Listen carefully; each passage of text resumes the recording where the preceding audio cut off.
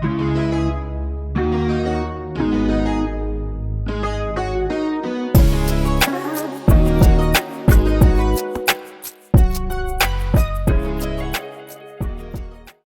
привет! Вы на канале Дубль 2. Я Галина. Я Никита. Да, это мой сын Никита. Кто смотрит мой канал, тот, наверное, узнал, что это мой сын. Вот, подписчики сами просили снять одно из видео вместе, чтобы он поделился своими впечатлениями, не моими, а вот своими лично, как молодого человека, переехавшего из России жить в Сербию. Вот, и сегодня вот он как раз расскажет про свое образование вообще, какое он получил в России, расскажет, как он ищет здесь в Сербии работу, какие у него успехи, есть ли в работе, в поиске работы. И вообще, каким специалистом он является вообще, что он изучал, что он умеет. В общем, расскажет все про это. Так, всем привет. Я выпускник МГТУ имени Баумана. Это один из старейших университетов в России. Я думаю, многие в курсе, что это за вуз. Я окончил бакалавриат по биотехническим системам и технологиям. Это факультет биомедтехники. Окончил я его с отличием. Тем горжусь и ужасно рад, что так получилось, потому что это действительно не просто давалось и было важно для меня. У нас вообще на факультете специфика такова, что мы инженеры, но при этом очень немалые усилия вкладывали также и в изучение медицины.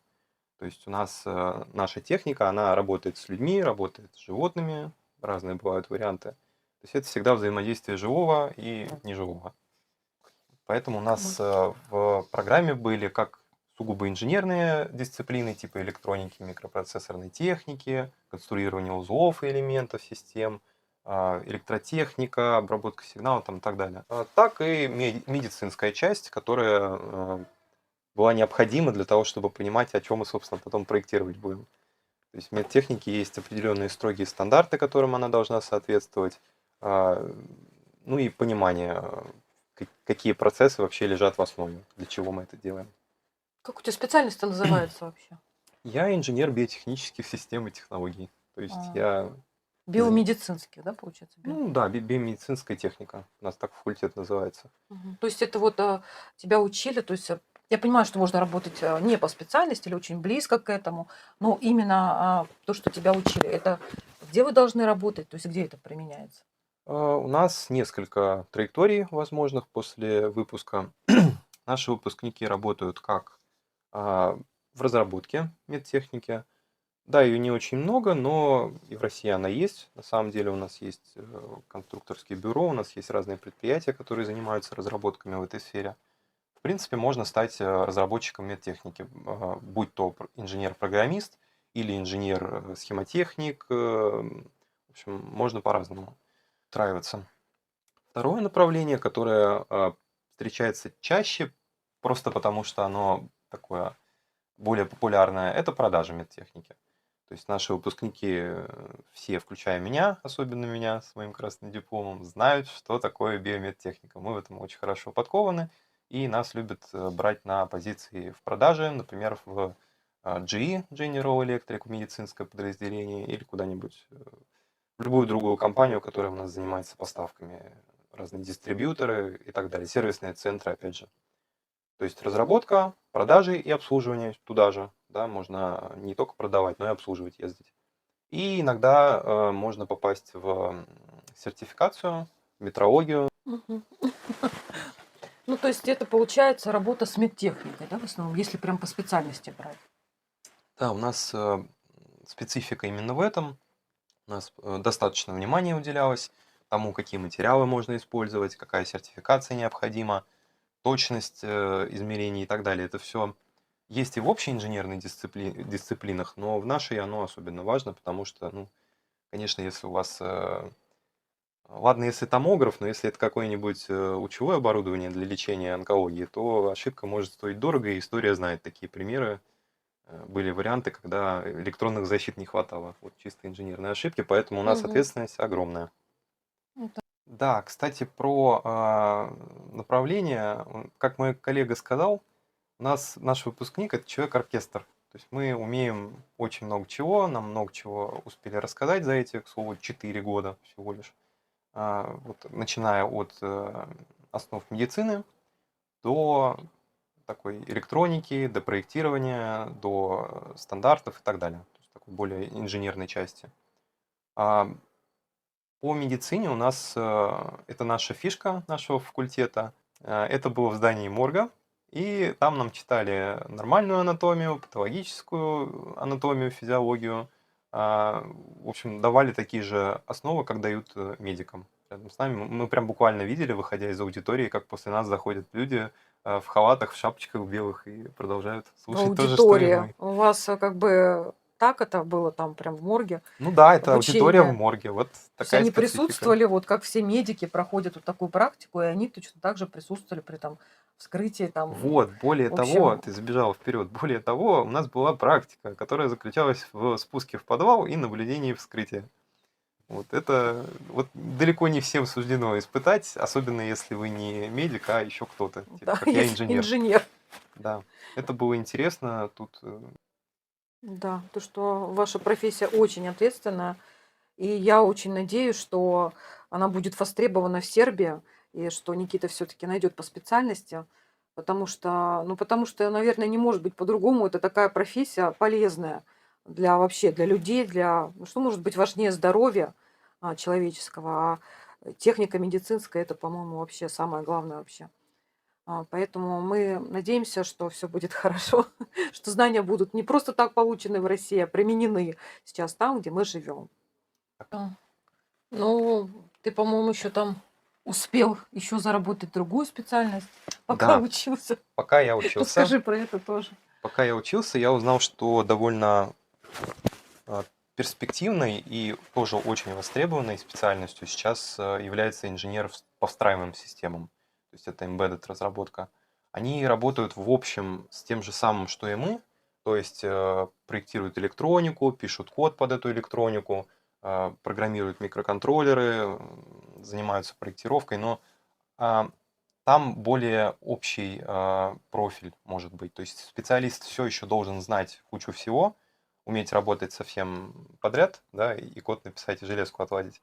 Но при этом есть разные индустрии, куда можно подвинуться, скажем так. Это автомобильная индустрия, интернет вещей, а, автоматизация промышленная. То есть там это чуть шире, чем то, чем мы занимаемся, но по сути очень похоже. И не требует того, что у нас в принципе есть. Да, знание медицины для написания кода под автомобиль не требуется. Нужно просто уметь писать код.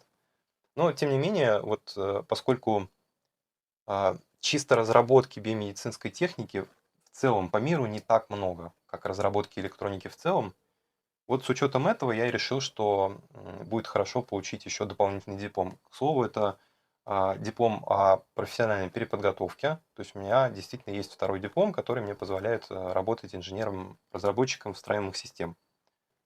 Также я успел, вот к слову о количестве возможностей, которые вам предоставляет этот вуз, я успел пройти курс по разводке печатных плат.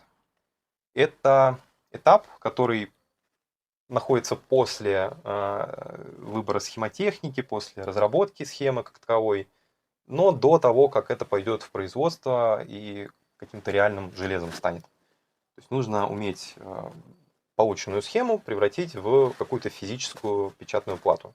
Компоненты правильно разместить, электромагнитную совместимость продумать, интерференции разные избавиться. В общем, там хватает забот, и на это я, собственно, и доучился. Это было на базе молодежного инженерного центра.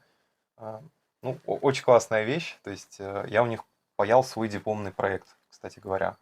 Помимо того, что я прошел курс вместе с ними, я еще и проект успел у них сделать. Это какой-то прибор, да? Да, у меня в рамках моей выпускной работы был прототип прибора для регистрации мышечной активности. То есть, поскольку у нас биомедицина, биомедицинская техника, специфика была в том, что есть не секрет, что сейчас довольно много инвалидов, людей без конечностей, с отсутствующими конечностями, которым необходимо протезирование. Там есть разные виды, но вот бионический протез – это самое серьезное, что можно предложить такому человеку. И у них есть ряд проблем. Поэтому сейчас и пытаются найти новые подходы к тому, а как же определять, когда человек хочет согнуть протез или там кисть согнуть, или не хочет, разгибает ее. Ну, в общем, всякие подробности, расчеты электроники я производил, схемы электрические принципиальные рисовал. Кстати, вот за время учебы я успел с Altium дизайнером поработать и с KiCad. То есть это такие, ну, часто используемые на практике для разводки плат программы, для схемы, для рисования схем. Что это был за прототип? Это была плата на базе микроконтроллера STM32F1 серия. И через провод я к ней припаял провод. С другого конца был припаян датчик пульсоксиметрический. Ну, он, по идее, предназначен для измерения пульса, но его можно было использовать и для измерения мышц, потому что у него тот же принцип, там светодиод светит, фотодиод измеряет, и, короче говоря, можно. Вот. Для этого, поскольку это реальный прототип, который мне нужно было сделать, чтобы он измерял данные, я также не только его, ну, как бы обосновал и спаял, но и по части софта написал программу, которая отправляла все эти данные на компьютер. И она выводит на экран ну, значение некоторой величины, которую он измеряет, этот датчик. Вот с таким набором данных я их там все обработал через MATLAB, пересчитал, отфильтровал, в общем, много чего сделал, и получились результаты для, собственно, самой работы. Вот так вот мой прототип и работал. Это дипломная, да, по-моему? Да, это Мгм. моя дипломная работа. Мгм. Мне бы очень хотелось поддержать беседу, задать какой-нибудь вопрос. Ну, Любые ой, принимаются. слушай, у нас тут, смотри, у нас свет включили на террасе, у нас просто вся живность, которая летает, вся здесь. Вот. А, ну, я, к сожалению, не понимаю. Поэтому я такие только могу обывательские вопросы задавать, далекие от всего, от подробностей. Вот. Ну, ты можешь рассказать, тебе легко было туда, в Бауманку, поступить? Ну, Ну, так, коротенько в хотя бы. принципе, да. Конечно, подготовка занимала время, и это было дело даже не во времени, а в том, как им распоряжаться. То есть надо было вовремя понять, во-первых, что это необходимо, выбрать онлайн-школу, ходить туда регулярно, решать все это регулярно. То есть, ну вот, у меня была цель поступить, и я ее придерживался, да. Были курсы по математике и, по-моему, по физике у меня еще были. Да, вот по 2 предметам ЕГЭ я готовился. Третий был русский язык, но он у меня отдельно шел. Ну и, в общем, вот в итоге я сдал ЕГЭ на 270 баллов, плюс 10 баллов за красный аттестат, который в школе у меня тоже красный. Да, 280. То есть, Итого ну, вообще, я 280 из сейчас еще 300. перебью немножко. Вообще Никита закончил школу золотой медалью, то есть он в школе хорошо, очень хорошо учился. Вот, и ЕГЭ сдал очень хорошо, вот у него с дополнительными баллами, как он сказал, 280 баллов было. Поэтому, в принципе, в Бауманку он прям, ну, легко прям залетел туда, потому что не был там в конце, как бы мы не переживали, что он может не попасть. То есть он по баллам проходил. Туда было попасть, ну, очень сложно. И когда мы поехали еще за 3 года до поступления в этот вуз. Мы поехали на день открытых дверей и ходили просто еще не зная вообще, куда будет он поступать, просто узнавали, какие факультеты есть, куда можно. И так как ему вообще, в принципе, нравилась всегда медицина, но он врачом не хотел быть в чистом виде таком. Вот. И нравилось, как бы, как инженер, конструктор, да, что-то Техника, вот, да, техника, да. техника. И здесь вот как раз вот это мы узнали, что есть биомедицинские технологии, то есть, где они там и конструируют, то есть это все, и это все связано с медициной. И вот показалось, что это будет очень интересно. И он прям захотел туда, и мы подошли к парню, который там учился, он стоял, представлял именно этот факультет. Вот, и он сказал, что сюда практически нереально поступить. Типа, попробуйте куда-нибудь еще. Не знаю, почему так он сказал, но он сказал, что очень большой проходной балл, практически невозможно туда поступить, и что вот он сам лично поступил в МГУ и в МГТУ на этот факультет, и выбрал МГТУ, именно этот факультет. Вот, и сказал, ну, посмотрите еще, может быть, какие-то, у нас же много факультетов. Вот, но получилось так, что Никита и закончил школу с золотой медалью, все хорошо, и сдал ЕГЭ, и как бы именно на этот факультет, куда нам сказали, очень сложно попасть, он прям вот, ну, заскочил. Вот, поэтому я точно знаю, что да, он старался, готовился, но, в принципе, не было каких-то прям тяжелых ситуаций, чтобы мы переживали, что он не попадет. Вот он сразу туда вот, в общем, попал. Вот. Еще хочу сказать, что, конечно, может, он не расскажет про это, но мы жили в Подмосковье. Это 2,5 часа от института. И он каждый день ездил в одну сторону 2,5 часа. Вот, поэтому это, конечно, такой было очень тяжело, очень тяжело. То есть 5 часов на дорогу — это очень тяжело, при том, что транспорт, ну, кто живет в Подмосковье, тот понимает, что такое добираться до Москвы электричкой, то есть это битком электрички. В общем, конечно, я старалась его от всех домашних дел беречь, говорила: "Только учись, учись, учись". И, у них ребята, ну, он, может быть, расскажет сейчас сам, но я так немножко, подкинула. Вот, у них ребята некоторые с последних курсов шли уже, работать. И, как-то на учебу, получилось, что подзабивали, потому что, ну, невозможно и работать, и учиться вот, полноценно. И жили они, конечно, в основном в Москве, либо там снимали что-то, либо в общежитии, либо местные. Вот, то есть, почти никто не ездил так, как он 2,5 часа. И как бы он тоже планировал поработать там в Москве, но я его отговорила, по сути, сама, потому что я сказала, что ты, ну, просто не сможешь физически, потому что 2,5 часа туда, 2,5 обратно — это, ну, невозможно. И, как бы, а, он вложил просто все силы в учебу. То есть, получилось так, что да, практики у него не было там, потому что он только учился. А, Ну, у меня была, я вот тут да, немножко кстати, да, поправлю. была практика, У действительно, я не меня совсем правильно сказала. был опыт на реальном предприятии в одном из КБ медицинской техники, из конструкторских бюро. А, Летняя практика была, ага. Да, это было в формате практики, то есть это внутри вот этого учебного плана.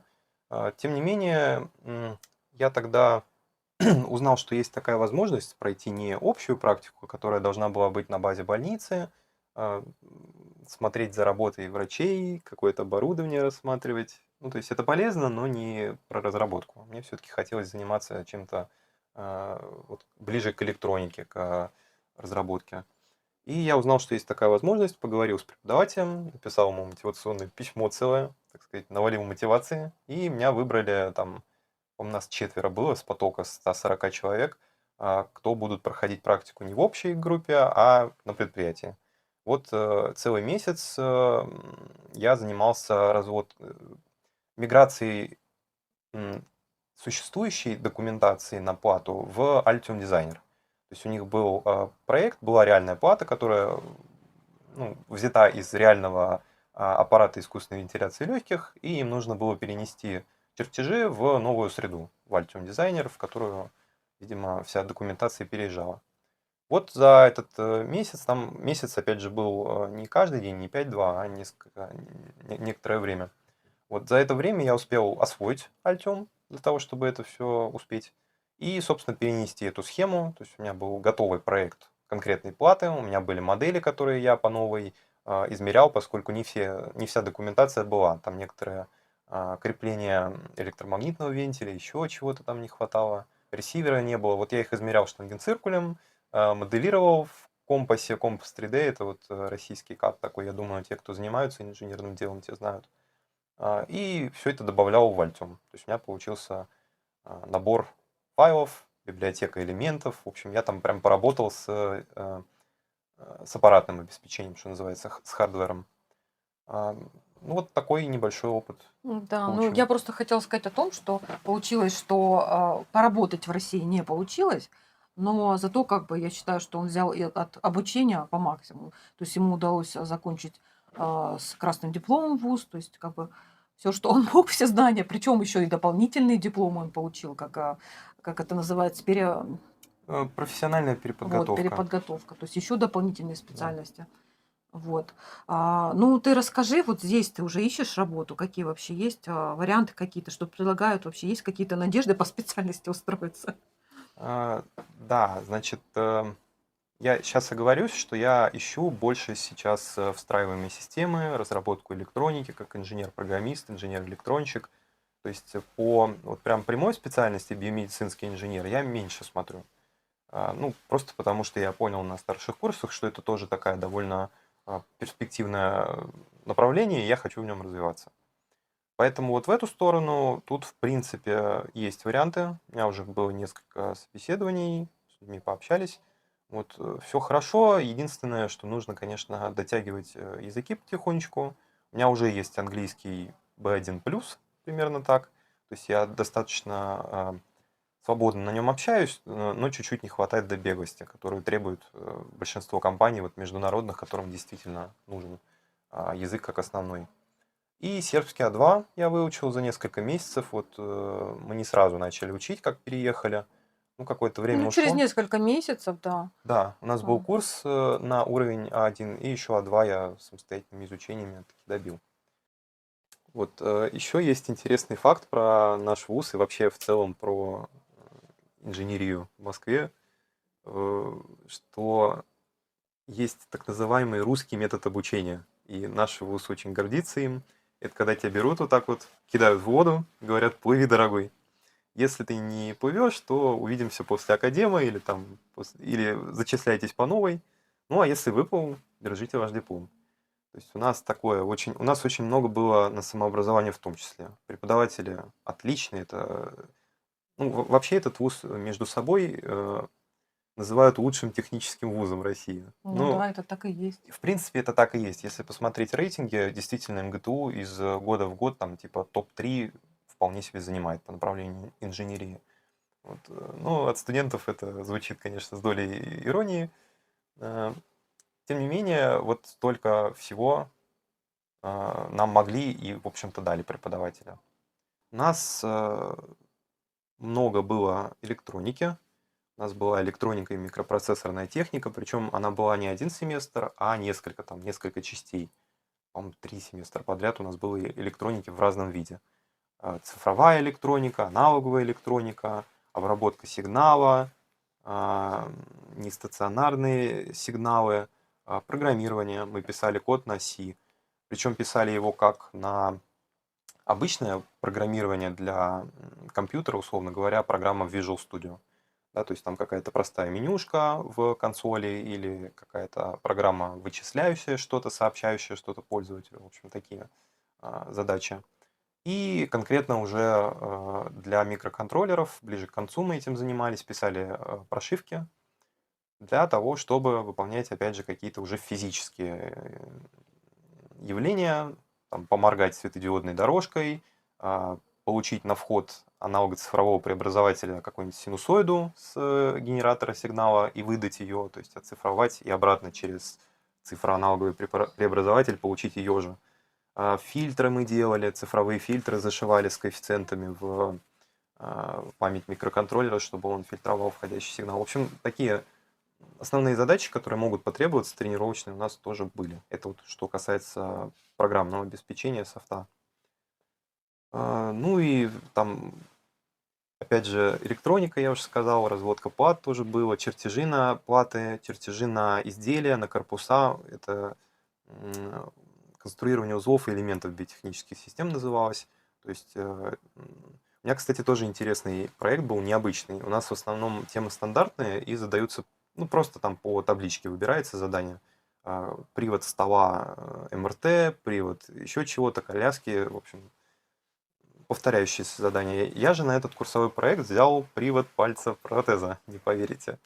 У меня был нестандартный корпус, нестандартная передача, все брали обычные, ну, короче говоря, обычные, а у меня была еще и червячная передача, которую я замучился считать, но таки посчитал. Червячина. Да, Мне как не знатоку сразу смешно. вот это все было и было тоже очень интересно. То есть мне всегда было интереснее разработать чего-нибудь, пусть оно даже учебное, но все равно это не просто по табличке работа, а что-то вот поинтереснее, что-то нестандартное.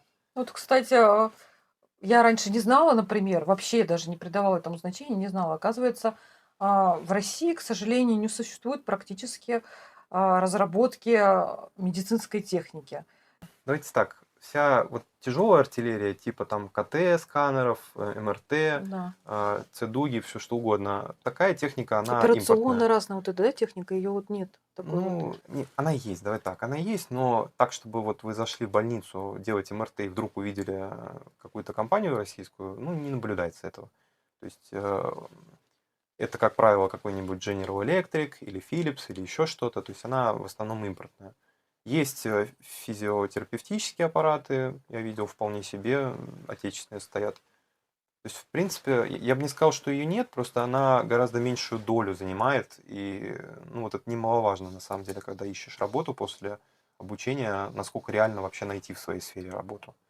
Ну вот, как бы в Сербии, из того, что я сейчас вижу, вот в смежную, чуть-чуть шаг в сторону, вполне себе есть. Более того, если остаться на биомедицинской технике, они тоже есть. Даже в нашем городе несколько компаний именно этим занимаются. Поэтому я думаю, она везде есть, просто ну, сложно туда попасть, и, может быть, и коллектив никогда не расширяется. В общем, они такие довольно, ну, мало их, мало шансов заниматься Мгм. этим после выпуска, я бы так сказал. Ну, то есть, да, они такие по нескольку человек там работают обычно. Это что касается Ой, России. опять звери у нас Здесь, тут летают. здесь, в принципе, тоже не так много разработок, но по ощущениям побольше. Я вот приехал прям сходу, не сильно напрягаясь, там с пятерку компаний нашел, которые Ну, медтехникой удивительно еще, занимаются. что в Белграде практически тоже нет разработок, но есть много, которые продают, Да, занимаются ремонтом, продажей медтехники, а вот именно разработки, в нише есть разработки, но они все не крупные компании, поэтому, да, да. мне кажется, сложно очень попасть. Но вот ты вот вообще как видишь все-таки вот будущее вот здесь вот по своей специальности или близко к этому что-то? Я думаю, все возможно, то есть все зависит от того, как будет складываться дальше. У меня вот того, что я наизучал, в принципе, и на смежную достаточно, на встраиваемые системы, потому что я работал и с программным обеспечением, и с аппаратным. То есть я, ну, в общем, во все успел вникнуть. И также мне бы хватило знаний, чтобы в медтехнику пойти. Ну, вот по опыту здесь можно и как электронщик искать работу, и как программист. Программисты нужны всем абсолютно. Более того, поскольку у меня уже есть знания из этой сферы, в принципе, можно рассчитывать на удаленную работу и на разные страны. Это не обязательно может быть Сербия. Все зависит от того, как именно сложится взаимодействие. То есть тут действительно возможностей довольно много. Да, так что работодателя, специалист готовый имеется, пишите. Обязательно ответим, и у кого будет интерес. Кстати, я еще забыла сказать. У меня на канале очень приятное такое событие произошло. На моем канале Дубль 2 раньше была проблема вообще даже с переводом текста. То есть у меня вот сын занимался тем, что после того, как ролик вышел, он еще делал вручную, чтобы существовал перевод, например, для моих подписчиков из Сербии. То есть автоматического даже перевода почему-то не было. И тут вдруг внезапно приходит пару дней назад сообщение от "Ютуба", то, что, теперь у меня не то что перевод, у меня теперь есть дубляж. То есть, что это такое дубляж? Это голосовой, да, в общем, голосовая озвучка на любом языке. То есть в зависимости от того, в какой стране смотрят мой канал. Вот, на этом языке именно дубляж. Вот, поэтому это вообще супер. Большое спасибо "Ютубу". Насколько я знаю, это теперь сейчас только еще пока вводится, и это случайный выбор. То есть как рулетка вот просто. Далеко не у всех еще на канале, такая функция существует. Так что я надеюсь, что, кругозор наш, вернее, как охват, нашего канала станет намного больше именно за счет вот этой вот возможности, дубляжа на разные языки. И вполне возможно, что, работодатели из других стран могут посмотреть и заинтересоваться. Вот, поэтому мы с Надеждой Да, поэтому если вы нас смотрите и вам удобнее смотреть на английском языке, нажимайте на кнопочку в настройках, и мы для вас заговорим по-английски. Да. Кстати, не записали мы еще сегодня, вот сегодня только касалось все работы, специальности его, но поделиться своим впечатлением переезда мы еще запишем еще дальше ролики. Просто начало своего канала я вела одна, как-то сын только помогал мне технически, и как-то не особо хотела. Теперь все-таки согласился, что вот рассказал про свое обучение, про свою вообще специальность. И в дальнейшем мы еще запишем ролики, где он поделится своим впечатлением о том, что он думает о переезде из России в Сербию. То есть, ну, мое впечатление — это мое впечатление. Вот все-таки у нас уже разные возрастные категории, а как молодому парню, вот, так что смотрите, подписывайтесь на наш канал и узнаете о том, как нам здесь живется. Знаете, узнаете. Все Будете расскажем. расскажем, все расскажем, всем поделимся всеми своими впечатлениями.